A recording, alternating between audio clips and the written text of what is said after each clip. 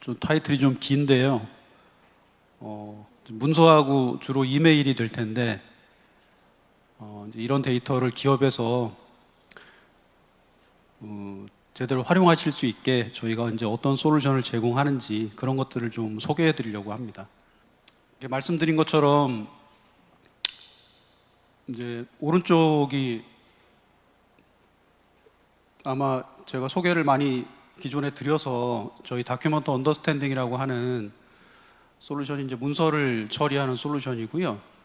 왼쪽은 저희 커뮤니케이션즈 마이닝이라고 해서 이제 대화를 처리하는 솔루션인데 주로 이제 이메일이 되겠죠. 혹은 뭐 서비스 티켓이나 아니면 뭐 소셜 미디어의 뭐 댓글 같은 것들 이제 이런 것들일 텐데 저희가 이제 이 두 가지 기존에는 별개의 제품이었고요. 근데 둘을 이제 하나의 제품으로 통합을 하고 있습니다. 둘을 이제 단순히 묶어 놓는 게 아니고 저희 이제 커뮤니케이션즈 마이닝이 가지고 있는 UX가 좀 더 사용자가 사용하기 편하게 직관적이고 그다음에 학습도 자동으로 진행이 되고 이런 부분들이 있어서 이제 그런 UX를 전부 하나로 통일을 하고 있는 과정이고요.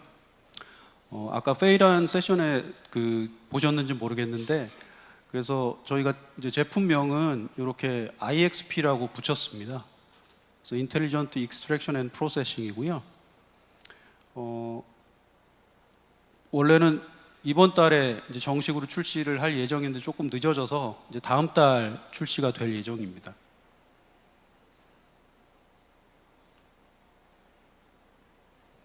제품의 카테고리를 잠깐 설명을 드리자면 이제 보통은 IDP 솔루션이라고 부르시죠, 밖에서.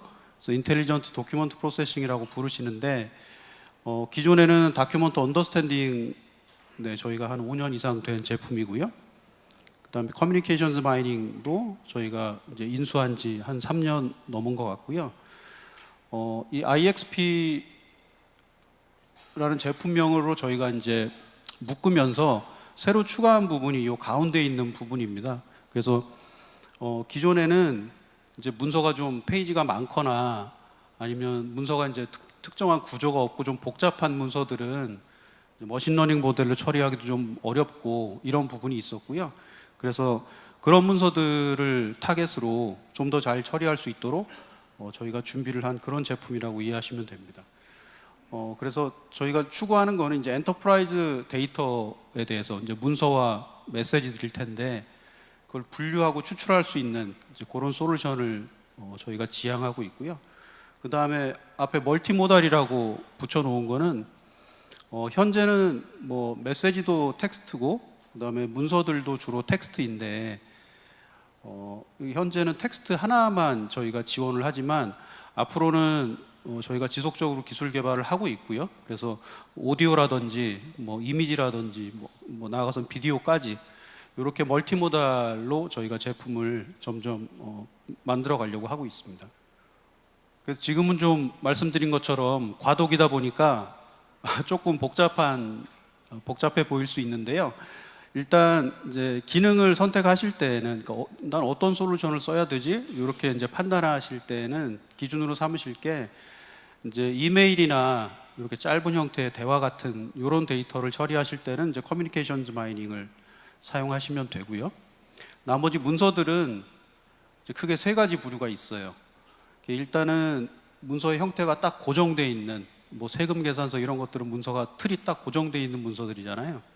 그런 문서들은 요거는 이제 워크플로우 차원에서 해결할 수 있습니다. 저희가 굳이 이제 플랫폼 안으로 가지고 오진 않았고 저희 그 스튜디오에서 이 폼 형태를 간단히 기술해 줄 수가 있어요. 그렇게 처리를 하시면 되고 그래서 이건 RPA로 처리가 가능한 문서들이라고 볼 수 있고요. 그 다음에 이제 대부분의 문서가 여기에 해당할 텐데 구조가 좀 있거나 좀 가변 구조가 있는 문서들, 뭐 인보이스라든지 뭐 이런 것들, 이런 것들은 저희 기존의 다큐먼트 언더스탠딩 기능으로 처리를 하시면 되고요. 저희가 뭐 뒷장에 소개를 드리겠지만 미리 학습시켜둔 모델들도 많이 제공을 하고 있습니다. 그 다음에 이제 저희가 새로 추가하고 있는 기능 이 부분인데 여기가 이제 구조가 특별히 없고 좀 복잡하고 페이지도 많고 이런 문서들은 기존에도 처리하는 방법을 저희가 전혀 안 드렸던 건 아니에요. 액티비티, 젠 AI 액티비티를 가지고 처리를 할 수가 있었는데 저희가 이제 새로 이제 IXP라는 제품 안에 그 플랫폼 기능으로 넣고 있는 중이고요. 그래서 현재는 이제 50페이지가 안 넘을 때는 저희 IXP 그 플랫폼 안에서 처리를 하실 수가 있고 50페이지가 넘는 문서들은 기존처럼 이제 젠 AI 액티비티를 사용하시면 됩니다. 현재는 이런데 앞으로는 이 50페이지 제한을 점차 없앨 계획이고요. 한 200페이지까지 이렇게 늘릴 계획입니다. 그래서 한 200페이지 정도가 되면 아마 거의 대부분의 문서는 커버할 수 있을 것 같고요. 그래서 이 커뮤니케이션즈 마이닝을 제가 먼저 소개를 드릴 거고요. 이거는 국내에 좀 소개해드린 바가 별로 없어서 제가 조금 자세하게 설명을 드릴 거고, 뒷부분에 다큐먼트 언더스탠딩은 제가 뭐 여러 기회를 통해서 소개해드린 바가 많기 때문에 조금 간단히 설명을 드리려고 합니다. 우리가 이제 그 회사에서 진행하는 업무를 곰곰이 생각을 해보면 이제 항상 업무에는 이제 메시지가 매개가 되죠. 우리가 직원들 옆에 동료하고 뭐 협업을 할 때 이제 대화를 하기도 하고 이메일을 주고받기도 하고 혹은 뭐 메신저로 얘기를 하기도 하고, 그다음에 그럼 메시지에는 그럼 뭐가 담겨 있냐? 내가 뭘 부탁하는 것도 있을 수가 있고요. 혹은 뭘 물어보는 것도 있을 수가 있고, 어쨌거나 뭘 해결해야 되는 문제들이 담겨 있는 거죠. 그래서 이 메시지를 우리가 잘 파악을 하고 잘 추적을 하면 이제 새로운 사업 기회들도 찾을 수가 있게 됩니다. 이제 그런 메시지 이제 그런 성질을 갖고 있다고 볼 수가 있고요. 그래서 모든 비즈니스는 이 메시지를 매개로 주고받으면서 이루어진다고 볼 수 있죠. 그럼 우리가 기존에는 이런 메시지를 분석하려고 할 때 어떤 방법을 썼냐면, 제일 간단한 게 이제 서베이를 하거나 샘플링해서 조사하는 거예요. 메시지를 전부 전수 검사를 할 수 없으니 몇 개만 샘플로 취해서 들여다보거나 혹은 이 메시지를 주시는 뭐 고객분들한테 서베이를 하는 거죠. 이렇게 하게 되면 이제 실시간으로 변하는 그런 현실은 반영을 못 하는 거예요. 이 서베이 직전의 상황만 우리가 알 수 있는 거고, 그 다음에 비용이 좀 많이 들게 됩니다. 비용 대비 효과가 떨어지게 되고요. 그 다음에 또 한 가지 방법은 이 메시지를 받아들일 때 이제 키워드 또는 규칙 기반으로, 그러니까 메시지에 존재하는 키워드나 혹은 일정한 규칙들을 만들어서 메시지를 분류해보고 이런 식으로 메시지를 파악하는 방법인데, 이제 이 방식의 문제점은 메시지 하나에 꼭 이슈가 하나만 있으라는 법은 없거든요.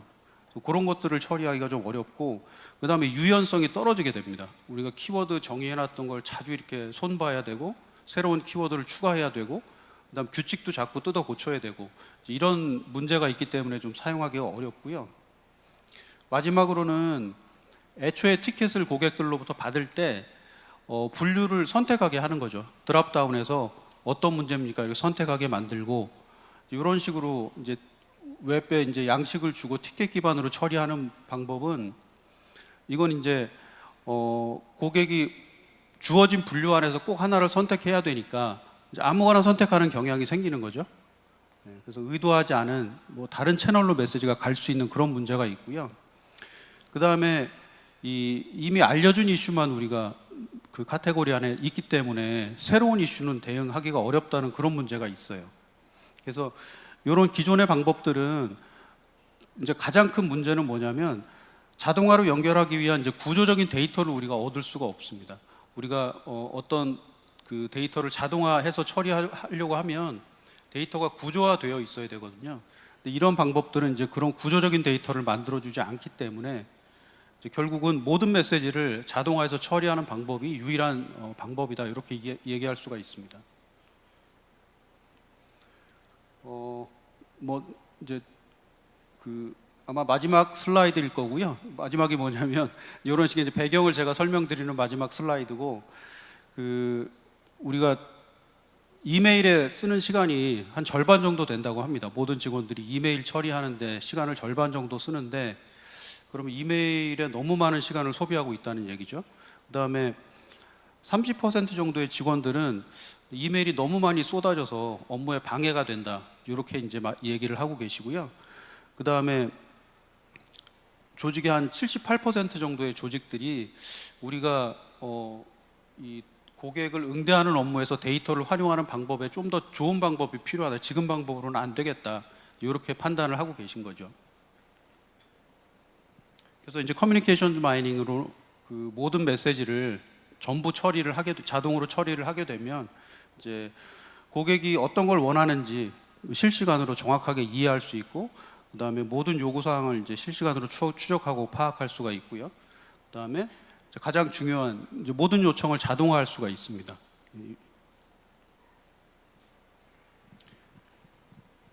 그래서 구조를 잠깐 보면 이제 이런 그 메시지들이 들어오는 채널을 이 커뮤니케이션 마이닝에 연결을 할 수 있도록 저희가 연결할 수 있는 커넥터들을 미리 만들어진 걸 제공을 해드리고요. 그 다음에 이제 메시지가 이 커뮤니케이션 마이닝 플랫폼에 들어오게 되면 자동으로 학습이 시작됩니다. 우리가 뭐 특정 시점에 학습을 해라 이런 이제 요청을 하지 않아도 새로운 메시지가 들어오고 또 우리가 메시지에서 어노테이션 같은 것들을 붙여주면 그런 변동이 있을 때마다 자동으로 학습이 트리거가 됩니다. 그래서 이렇게 추출된 이제 인사이트들을 이런 식의 이제 후선 업무를 위해서 뭐 자동화로 연결을 하거나 API 호출을 한다거나 이런 방법으로 이제 처리를 할 수가 있게 되죠. 그러면 커뮤니케이션 마이닝이 이제 어떤 데이터를 추출해 주느냐? 크게 이제 엔티티하고 레이블이라는 데이터를 추출을 해 주는데요. 엔티티는 요 왼쪽에 보이는 요런 그 키 밸류의 쌍이라고 생각하시면 됩니다. 그래서 뭐 주소가 어떻고 그다음에 뭐 우편 번호가 어떻고 요런 이제 키 밸류 값들을 메시지에서 추출을 해 주고요. 그래서 요런 엔티티들은 저희가 이미 정의해두고 학습이 된 엔티티들은 제공을 해드려요. 그러니까 기본적으로 많이 사용하는 것들은 미리 학습이 돼 있고, 그래서 그런 것들은 이제 추가 학습을 할 필요가 없고요. 내가 조직에서 특별히 필요한 데이터가 있다. 이제 그런 것들만 학습을 해주시면 됩니다. 그 오른쪽에는 이제 레이블 트리맵이라고 해서 레이블은 그 메시지를 구분한 거라고 보시면 됩니다. 그래서 이 메시지가 뭐 보험금을 지금 청구하는 메시지인지 아니면 뭔가 불만을 얘기하는 메시지인지 혹은 뭐 뭔가 주소를 바꿔달라는 요청인지 이런 것들을 이제 구분하는 레이블인데 이렇게 구조적으로 정의할 수가 있습니다. 뒤에 제가 UI를 좀 보여드릴 때 얘네들이 어떻게 그 작동을 하는지 한번 보여드리겠습니다. 그래서 그 예시를 보여드리자면 지금 왼쪽에 이제 그 사내 이제 IT 서포트 팀에 메일을 보낸 거죠. 그래서 오피스 라이센스가 만료가 돼서 지난주부터 못 쓰고 있는데 다음 주에 이제 이번 주에 프리젠테이션이 있으니 좀 신속하게 처리를 해주세요라는 메시지를 이메일을 받으면 커뮤니케이션 마이닝이 이런 데이터를 추출을 해줄 수가 있어요. 일단은 키밸류가 두 개가 있고요. 이제 소프트웨어가 마이크로소프트 오피스라는 소프트웨어가 지금 대상이고, 그 다음에 직원 번호가 이렇게 되고, 그 다음에 이제 이 메시지는 뭘로 구분할 수 있냐면 시스템 이슈에 대한 건데 라이센스가 지금 만료된 거에 대한 문제다. 이런 식의 레이블을 붙여줄 수가 있고요. 그다음 메시지 톤을 보면 좀 긴급한 이슈다. 이런 식의 데이터를 추출을 해줍니다. 그래서 이런 인사이트를 자동으로 추출을 하게 되면 이제 뭐 이 IT 서포트 팀 내에서도 라이센스 관련되는 담당하는 사람한테 자동으로 포워딩을 해준다거나 이제 이런 것들이 가능하게 되겠죠. 그 다음에 그 서비스 품질에 대한 얘기고요. 우리가 이제 퀄리티 오브 서비스라고 주로 QoS라고 부르는 건데 메시지에서 우리가 이 QoS라는 걸 저희가 제공을 해드려요. 수치로. 그래서 뭐가 가능하냐면 이제 이 메시지를 처리하시는 담당 이제 에이전트는 이 QoS를 보면 이 메시지를 긴급하게 빨리 처리하지 않으면 뭔가 불만으로 돌아올 수 있겠다. 이제 이런 것들을 미리 사전에 알아들을 수가 있는 거죠. 그래서 그런 QoS를 가지고 이제 그런 장점이 생기게 되고요. 그 다음에 서비스 매니저 입장에서는 이제 에이전트가 처리하는 업무에 QoS 이런 것들의 이제 숫자를 보면 에이전트가 일을 어떻게 잘하고 있는지 이런 평가도 가능하게 됩니다.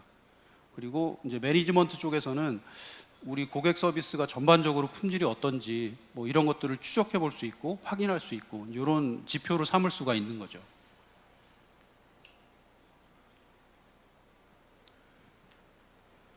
지금까지 제가 이제 기능만 쭉 설명을 드렸고요.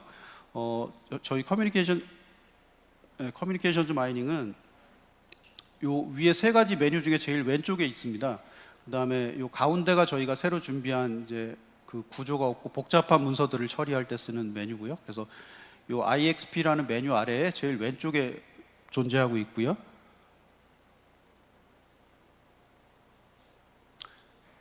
그래서 커뮤니케이션즈 마이닝 메뉴에 들어가서 지금 프로젝트를 하나 선택을 했고요. 여기 보시면 여러 가지 메뉴가 존재하는데 일단 이 밸리데이션 탭에서는 지금 만들어진 모델의 성능을 확인할 수가 있어요. 그래서 지금 지표별로 어떤 성능이 좋고 어떤 성능이 안 좋고 이런 것들을 확인할 수가 있고요. 그 다음에 이 리포트 탭을 지금 보고 계신데 아까 보셨던 그 레이블 트리 맵을 확인할 수가 있고요. 그래서 지금 전체 1121개의 메시지에 대해서 지금 이런 이제 리포트를 보고 계신 거고요. 그 다음에 이 왼쪽에는 이렇게 볼 데이터를 필터링할 수가 있는데 그거는 이제 자연어로 이렇게 적어줄 수도 있습니다. 그래서 뭐 2023년도 데이터만 보여줘 지금 이렇게 적어봤고요. 지금 100여 개가 안 되는 메시지가 선택이 됐고 또 한 번 더 요청을 하는 게 클레임에 관련된 2023년도 메시지만 보여줘 이제 이렇게 요청을 했어요. 그래서 이런 식으로 필터링을 이제 자연어를 써서 필터링을 할 수가 있고요. 그 다음에 트렌드는 이제 이 일정 기간 내에 우리 그 대고객 서비스가 트렌드가 어땠는지, 뭐 QoS는 점점 증가를 했는지 내려갔는지, 그다음에 고객의 뭐 불만이 접수된 건이 얼마나 많았는지 이런 것들을 확인해 볼 수 있는 게 트렌드 탭이고요. 그다음 세그먼트는 이제 메시지의 그 내용별로, 그러니까 이메일 같으면 뭐 발신자별로 혹은 뭐 수신자별로 뭐 그다음에 이런 식으로 그 세그먼트별로 그 메시지들을 확인해 볼 수 있는 그런 데이터를 제공을 합니다. 마지막으로 이 컴패리즌은 지금 지나갔는데 모델 두 개를 우리가 메시지가 계속 추가되고 처리하다 보면 시간별로 모델들이 점점 만들어지거든요. 그래서 우리가 이전 모델 대비 현재 모델이 얼마나 더 좋아졌는지 이런 것들을 확인할 수 있는, 비교해 볼 수 있는 메뉴고요.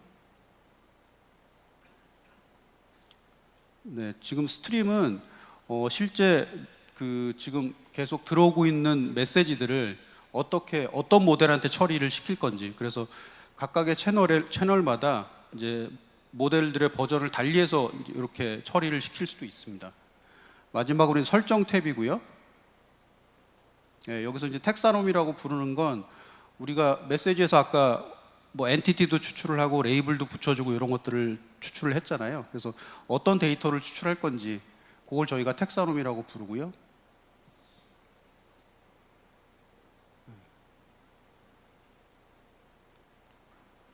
네, 그 다음에 이제 지금 이제 비디오는 여기서 끝났고요. 그 다음에 제일 오른쪽에 이제 필드 타입은 그 새로운 타입을, 신규 타입을 정의해 줄 수도 있고, 그 다음에 이제 제너럴 필드라고 해서 이런 식으로 우리가 이제 새로운 그 추출하고 싶은 내용들을 추가로 정의를 하거나 이렇게 정의된 것들을 편집하거나 이런 것들을 할 수 있는 메뉴가 준비되어 있습니다.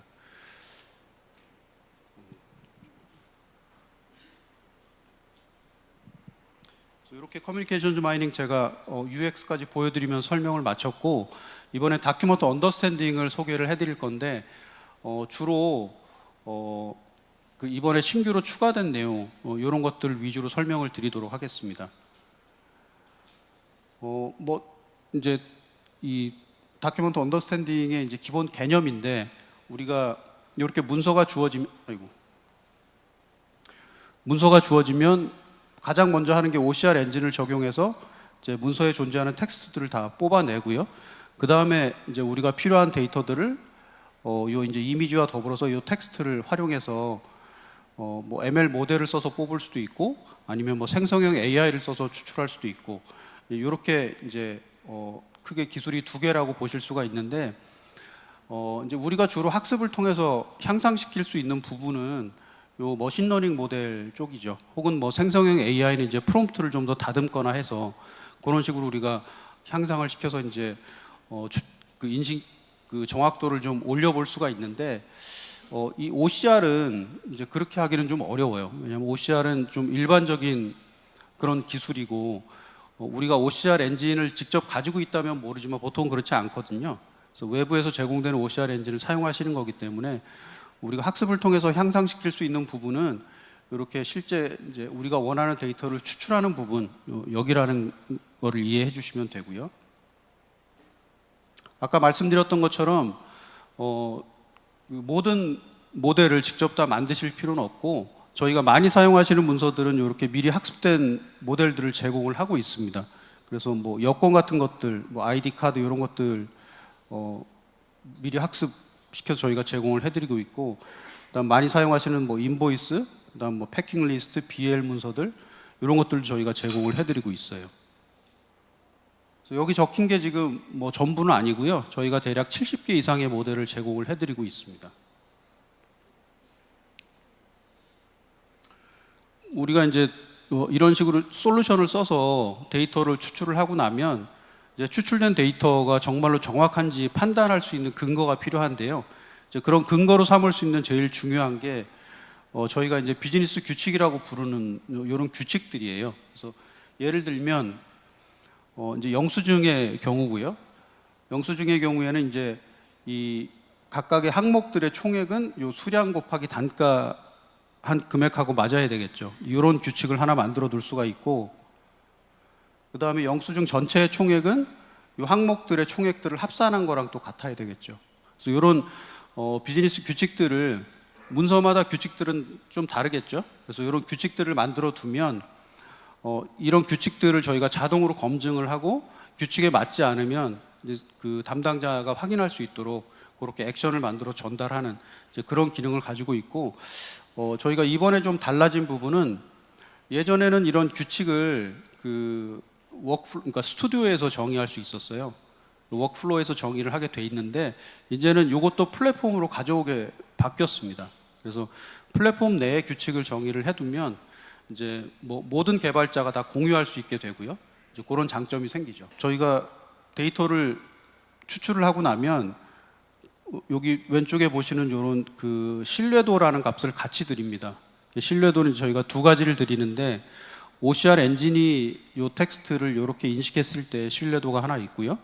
이제 지금 보시는 숫자는 이제 머신러닝 모델로 영수증에서 데이터를 추출한 경우에 이 머신러닝 모델이 요 텍스트가 상어라고 이제 확신하는 정도라고 이해하시면 됩니다.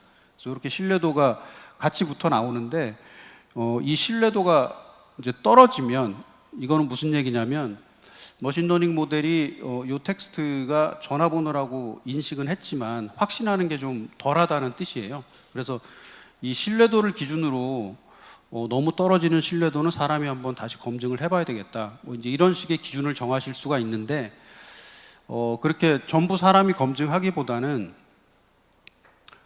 생성형 AI한테 한 번 더 물어보는 겁니다. 그래서 ML 모델이 이런 식으로 데이터를 추출을 했는데 생성형 AI 네가 보기에도 그렇게 보이냐 이렇게 물어봐서 동의를 하면 이런 식으로 신뢰도를 올려주면 되겠죠. 그래서 이제 신뢰도가 사람의 검증이 필요하지 않은 수준으로 올려주면 이제 사람이 검증할 내용들이 좀 줄어들겠죠.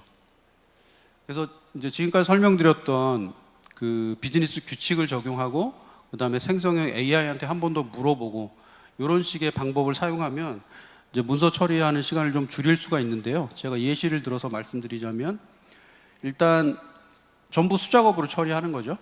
수작업으로 처리해서 문서를 처리하는 경우에 10분 정도가 소요된다고 할 때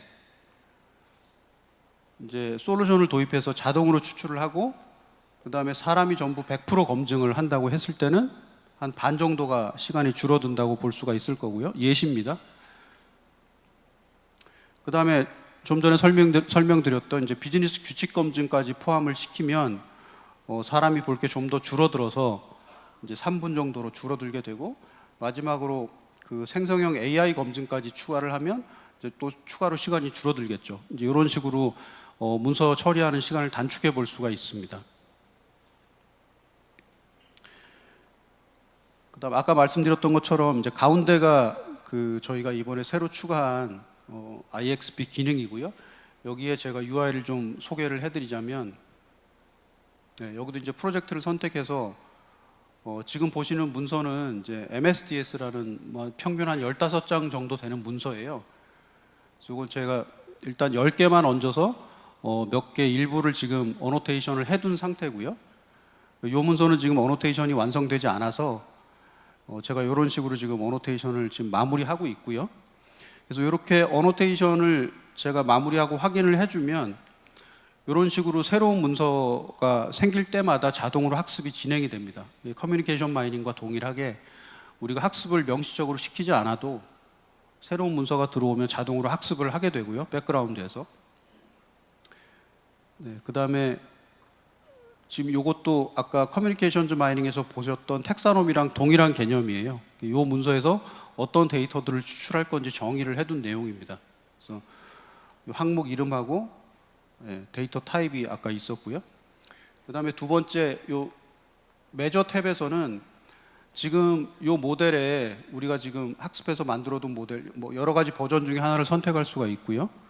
모델의 성능을 지금 확인해 볼 수가 있어요. 여러 가지 지표를 통해서 성능을 확인해 볼 수가 있고, 마지막으로 이제 퍼블리시 메뉴에서는 제가 아까 백그라운드에 자동으로 학습이 된다고 말씀을 드렸는데, 현재 지금까지 학습된 모델 이제 자동으로 번호가 붙어서 올라가게 됩니다. 일련 번호가 붙어서 올라가는데 그거를 사용하도록 퍼블리시 할 수가 있어요.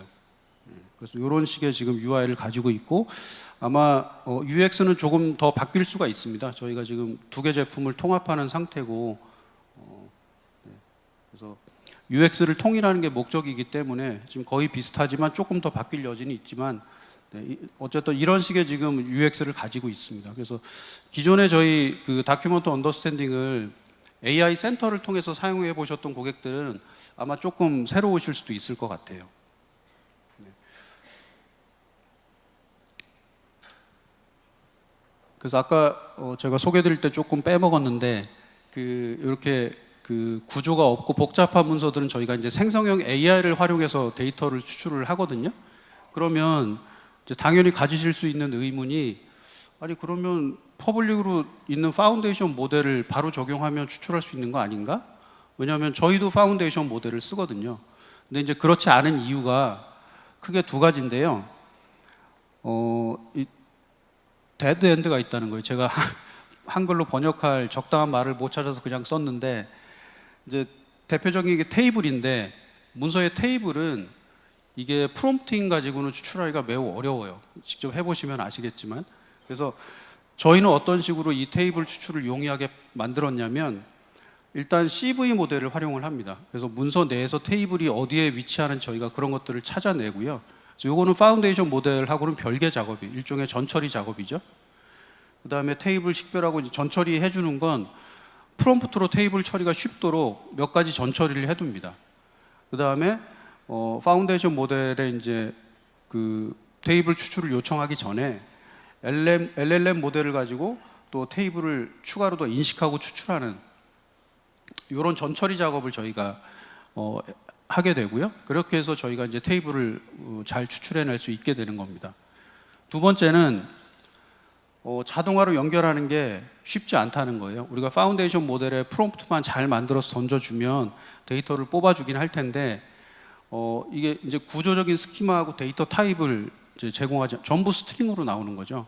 우리가 원하는 어떤 필드는 숫자일 수도 있고 어떤 필드는 날짜일 수도 있고 이런데 전부 스트링으로만 제공이 되기 때문에 우리가 이제 이어지는 자동화로 연결하기가 쉽지 않은 거죠.